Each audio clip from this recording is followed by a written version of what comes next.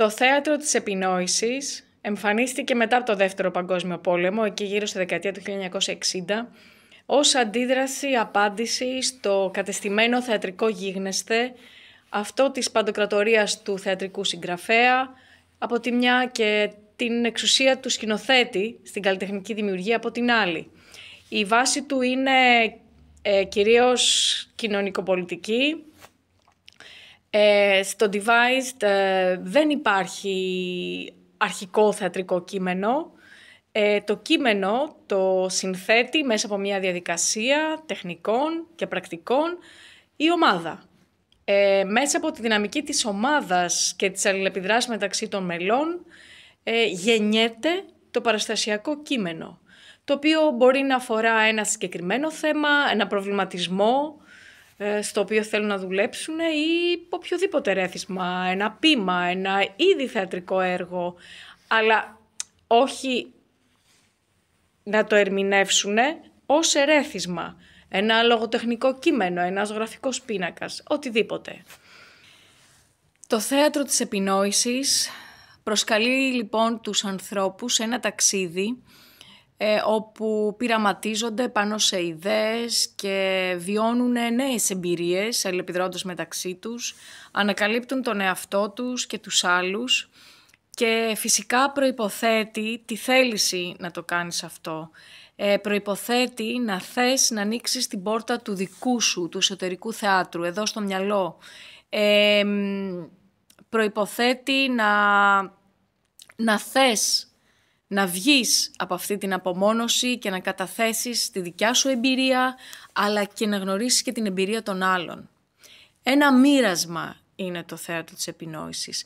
Μέσα από αυτό το μοίρασμα ζυμώνεται η δημιουργική διαδικασία, όπου θα συνθέσει στο τέλος ένα παραστασιακό γεγονός και να το μοιραστεί και με τους θεατές. Τα εργαστήρια συμμετοχικής δραματουργίας, η διαδικασία μάλλον, μου θυμίζουν, και το χρησιμοποιώ πολλές φορές και στα παιδιά, το παραμύθι της Πετρόσουπας, το οποίο θα σας το πω τώρα.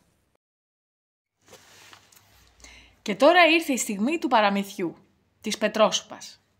Μια φορά και έναν καιρό λοιπόν, σε ένα μακρινό χωριό, κάποτε πολύ παλιά ζούσαν κάποιοι άνθρωποι εκεί πέρα, οι κάτοικοι του χωριού, που δεν μιλούσαν μεταξύ τους. Ήταν συνέχεια, μάλλοναν, και ο καθένας είχε κλειστεί στο σπίτι του, στον κήπο του, με κλειστά τα παντζούρια και δεν είχαν πολλές σχέσεις μεταξύ τους. Δεν υπήρχε ούτε ένα ταβερνάκι, ένα καφενεδάκι που να βρίσκονται όλοι μαζί, τίποτα, ένα νεκρό χωριό. Ο καθένας στον κόσμο του. Μια Κυριακή λοιπόν έρχεται στο χωριό αυτό ένας ξένος, ένας περαστικός. Το παραμύθι κανονικά λέει ότι είναι δύο άνθρωποι, αλλά τώρα επειδή είμαι εγώ μία, λέω ότι ήταν ένας ο περαστικός. Ωραία.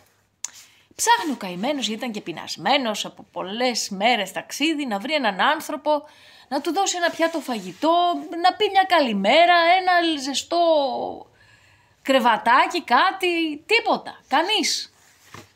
Κάθεται και αυτός ο καημένος στην πλατεία του χωριού κάτω από τον πλάτανο και βγάζει μια κατσαρόλα σαν κι αυτή, παίρνει και μια κουτάλα και άρχισε να κάνει πως μαγειρεύει.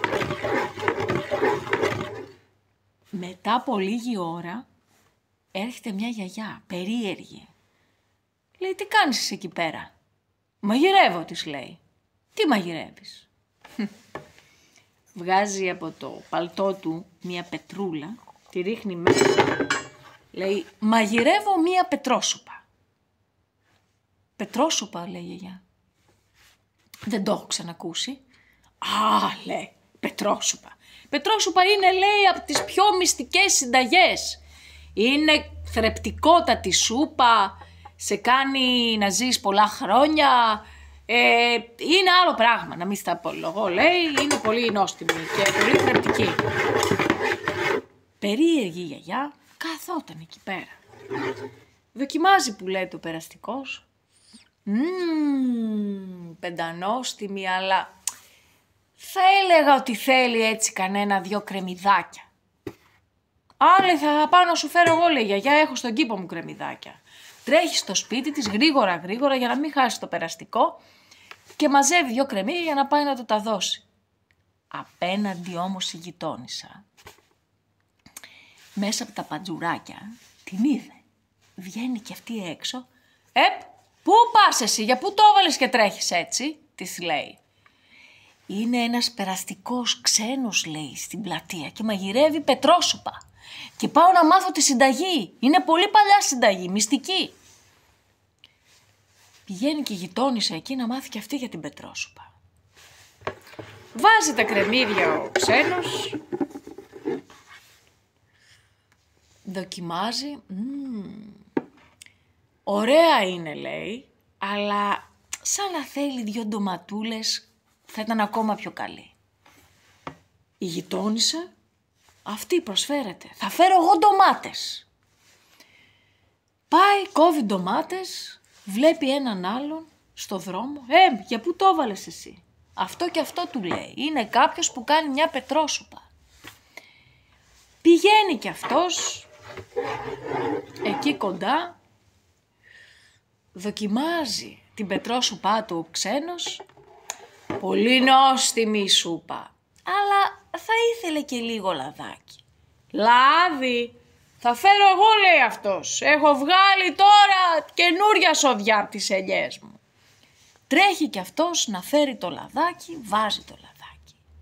Να μην σας τα πολυλογώ, σιγά σιγά τσούκου τσούκου τσούκου, γιατί όλοι παρακολουθούσαν τους γύρω τους, βγαίνει όλο το χωριό.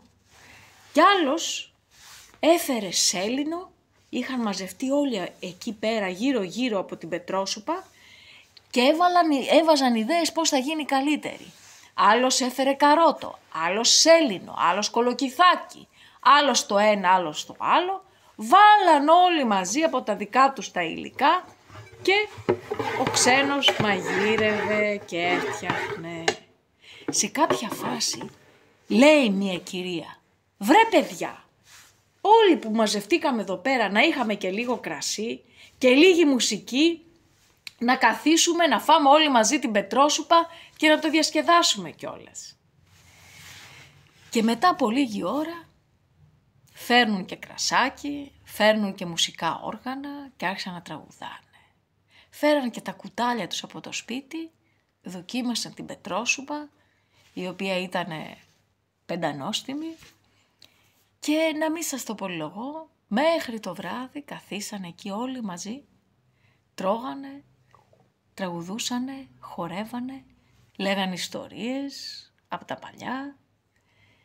Και από εκείνη την ημέρα κάτι άλλαξε σε εκείνο το χωριό. Και εκείνο το βράδυ προσφέρθηκαν πολλοί να φιλοξενήσουν αυτόν τον ξένο. Έτσι είναι και τα εργαστήρια της συμμετοχικής δραματουργίας, όπως θέλω να τα λέω.